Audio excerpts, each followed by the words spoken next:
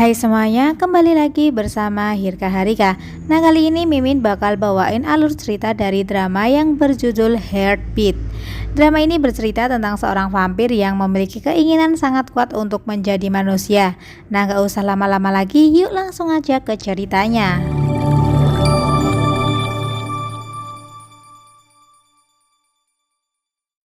Diawali dengan kisah di mana diperlihatkan seorang laki-laki yang bernama Sun Wo Yul yang tengah berlari bersama seorang gadis yang bernama Yoon Hae Sun. Di sini mereka lari dari kejaran tentara yang tengah mengejar mereka, dan ternyata tentara itu pun telah merencanakan dengan matang untuk membunuh Sun Wo, di mana tentara itu telah menyiapkan busur panah yang terbuat dari perak hingga akhirnya lengan Sun Wo terkena busur panah.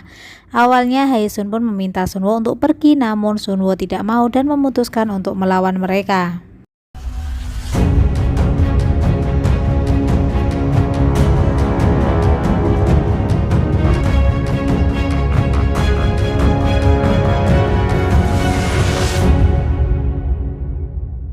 Sun Wo pun berhasil mengalahkan semua tentara tersebut.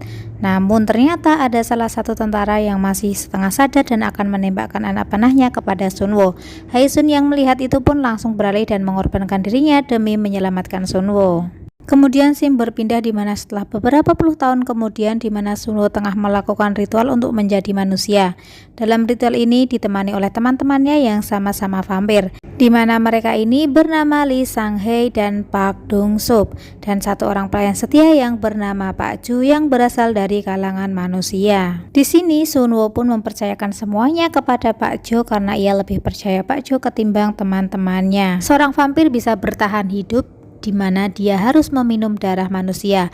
Namun di sini Sun Wo pun berhasil beradaptasi dan dia pun bisa hidup berdampingan dengan manusia.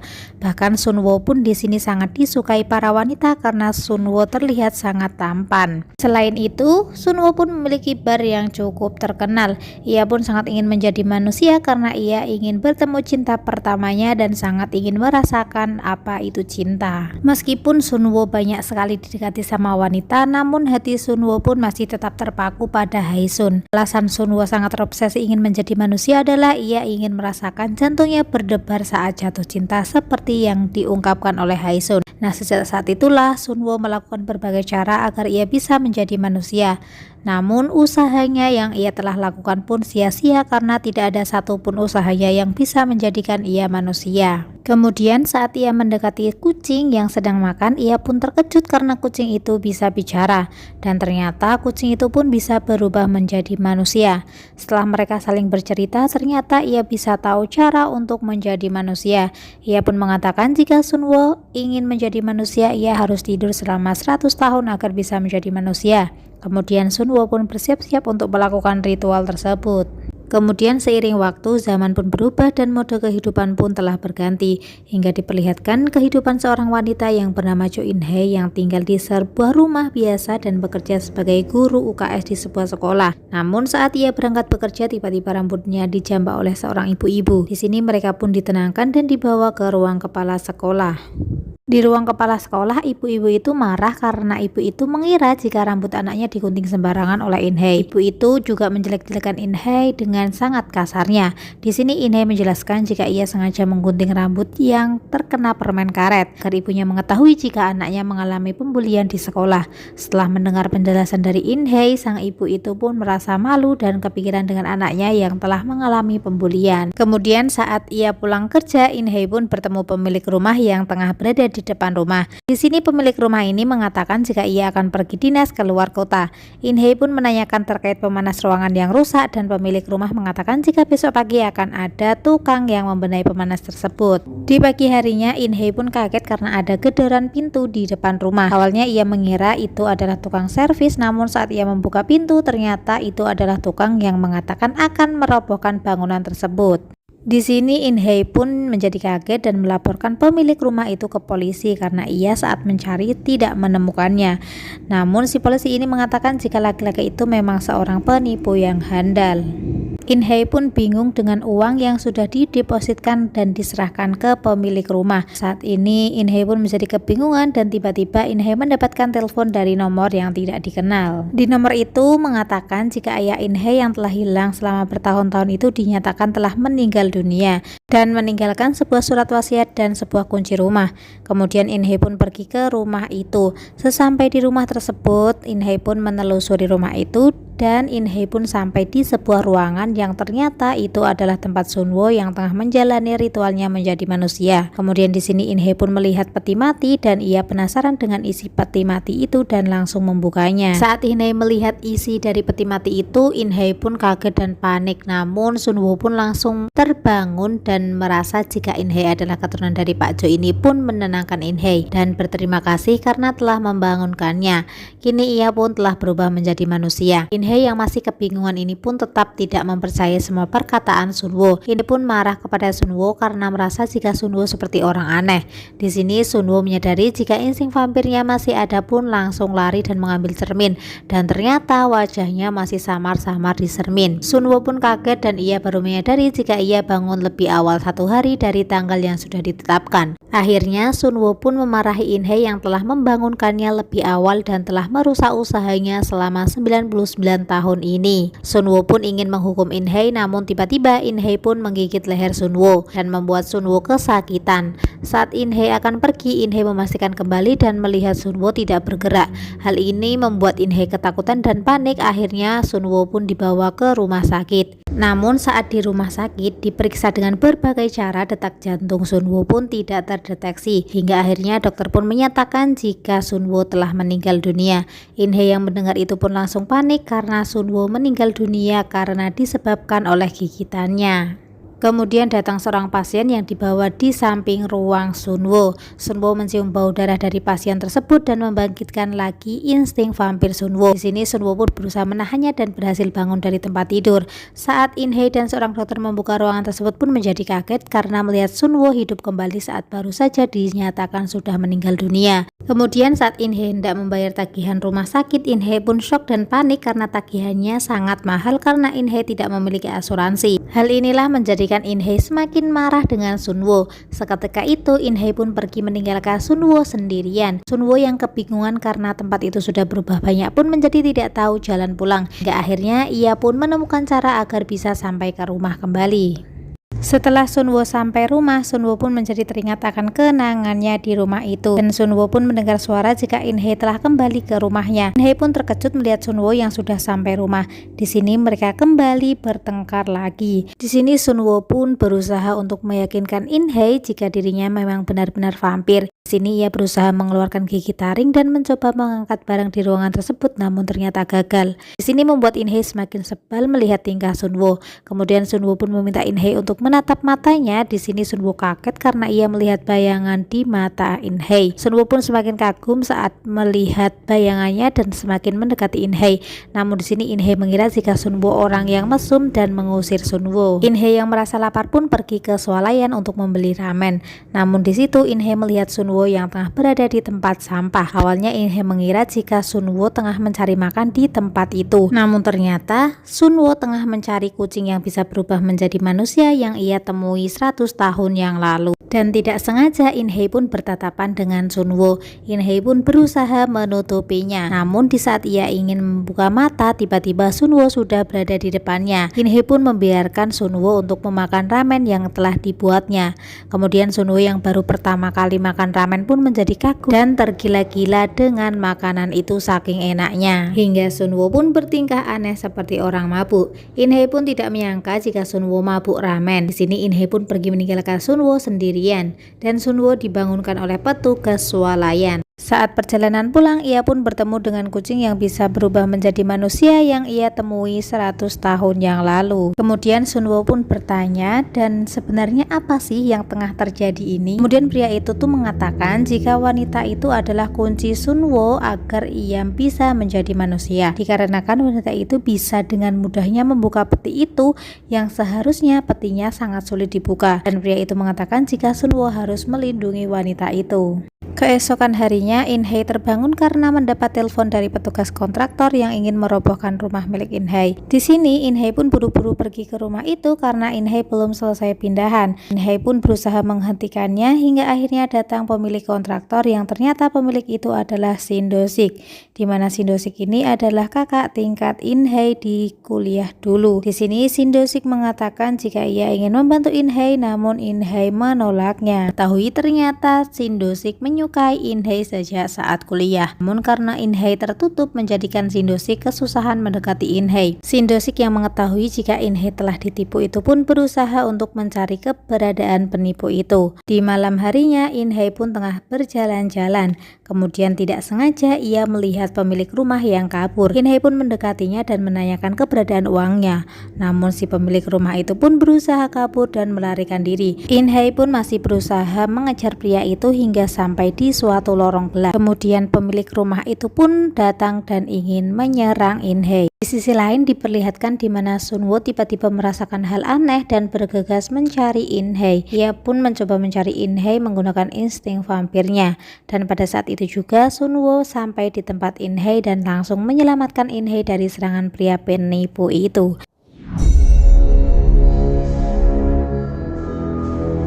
Dan setelah berhasil mengalahkan pria penipu itu, Sunwoo pun berusaha membantu In-hye pulang, namun tiba-tiba pria itu terbangun dan hendak kabur. In-hye yang melihat itu justru langsung mengejar pria penipu itu dan mengabaikan Sunwoo. Namun ternyata dompet milik In-hye tertinggal di lokasi tersebut dan ditemukan Sunwoo. Dan kebetulan saja saat pria itu kabur, pria itu tertabrak mobil polisi. Di sini In-hye pun langsung meminta polisi itu untuk membawa pria penipu itu. Saat sampai di kantor polisi, pria penipu itu justru menceritakan tentang vampir. Di sini In-hye pun menjadi marah dan meminta pria itu untuk mengembalikan uang yang telah ia curi. Tiba-tiba saja muncul banyak sekali orang datang dan meminta pertanggungjawaban dari pria penipu itu. Dan diketahui ternyata pria itu telah menipu banyak sekali orang. Di sisi lain diperlihatkan di mana Sunwoo yang masih ngomel sendiri di perjalanan karena ia merasa sebal dengan In-hye, di mana ia telah menolong In-hye, namun In-hye pergi begitu saja tanpa terima kasih. Dan tiba-tiba leher bekas gigitan In-hye yang ada pada Sunwoo itu pun terasa sakit kembali, namun di sini Sunwoo masih belum menyadarinya.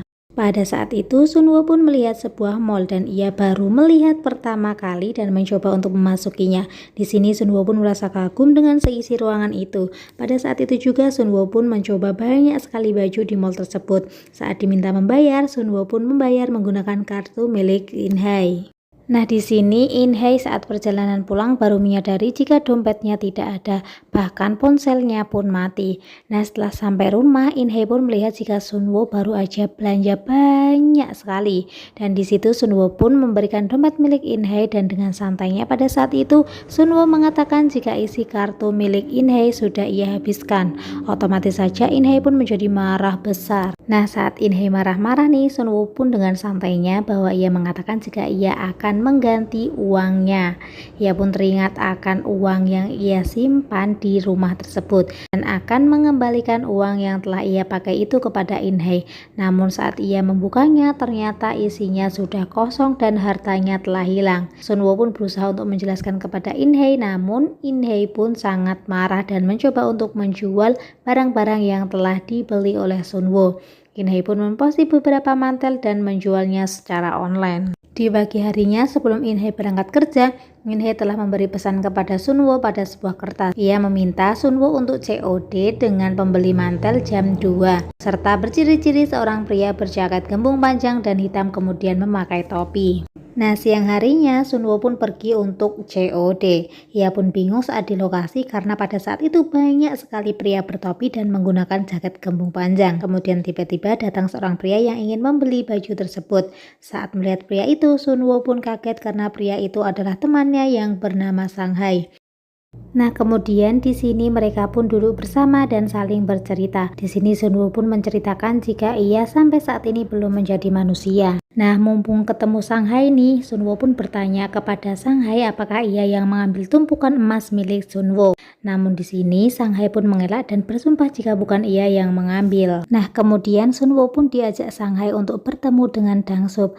Di sini Dangsup pun sangat terharu bisa bertemu dengan Sunwo kembali. Nah, di sini Sunwo pun diberikan minuman darah oleh Dangsup dan saling bercerita tentang masa lalu dan kehidupan sekarang. Di sisi lain diperlihatkan di mana In-hye masih berkemas untuk pindahan, namun tiba-tiba datang Sindosik dan di sini ia mengatakan terkait penipu yang telah menipu In-hye telah tertangkap. Kemudian Sindosik pun mengantarkan In-hye pergi ke rumah pindahannya dan pada saat itu Sunwo pun datang dan mereka pun saling berkenalan. Nah, saat mereka berjabat tangan, Sindosik pun merasa aneh dengan tangan Sunwo yang terasa sangat dingin. Nah, setelah Sindosi udah pergi nih, Sunwo dan In-hye pun memasuki rumah. Di sini In-hye pun memarahi Sunwo dan meminta uangnya. Saat dihitung uangnya, ternyata uang itu kurang. In-hye pun sangat marah dan meminta Sunwo untuk membuat perjanjian dengan In-hye untuk segera membayar dan melunasi uang yang telah dipakai Sunwo. Jika tidak, In-hye akan menjual rumah tersebut. Keesokan harinya, Sunwo pun bertemu kembali dengan Shanghai.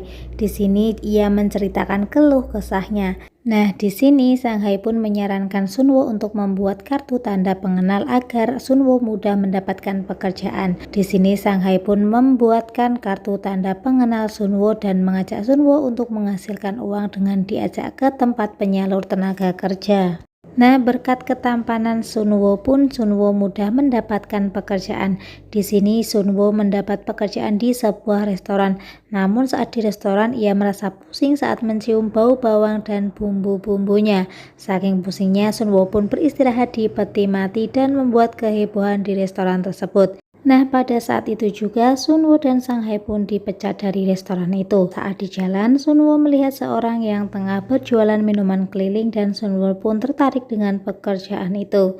Namanya juga vampir, bukannya bekerja mereka justru membuat kacau, di mana Sunwo dan Shanghai pun membagi-bagikan minuman itu secara gratis. Otomatis saja Sunwo dan Shanghai pun dimarahi oleh pihak penyalur tenaga kerja. Nah, setelah sampai rumah, In-hye pun mengajak Sunwo untuk membersihkan rumah bersama-sama. Dan akhirnya mereka berdua pun membersihkan rumah secara bersama-sama.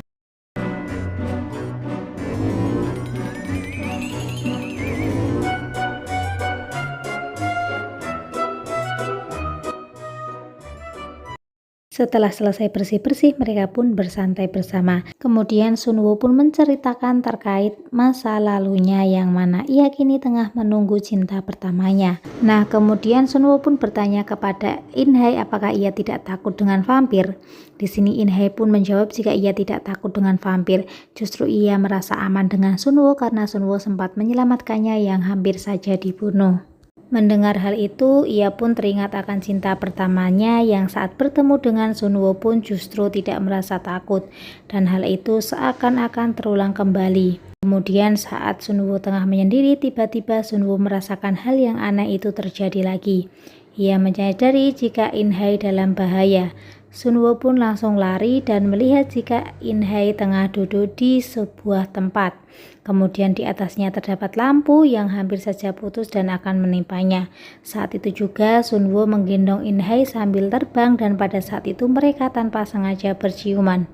Dan setelah mereka menyadarinya, In-hye dan Sunwo pun turun dan mereka berdua masih shock. In-hye pun marah dengan Sunwo karena telah menciumnya saat itu. Nah, setelah itu Sunwo pun pergi bertemu dengan kedua temannya.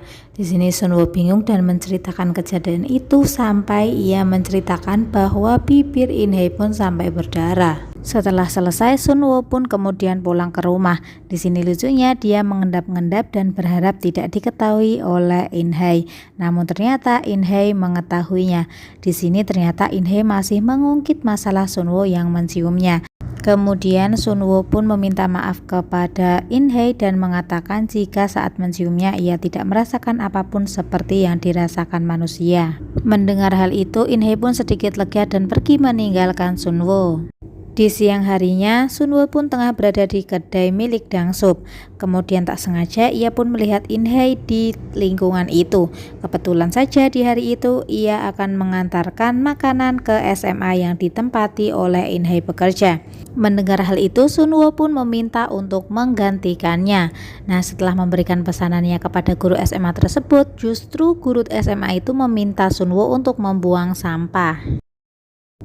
Nah, pada saat Sunwo ingin membuang sampah, ia justru dimarahi oleh ibu-ibu pembersih sampah karena ia tidak memisah sampah di sini.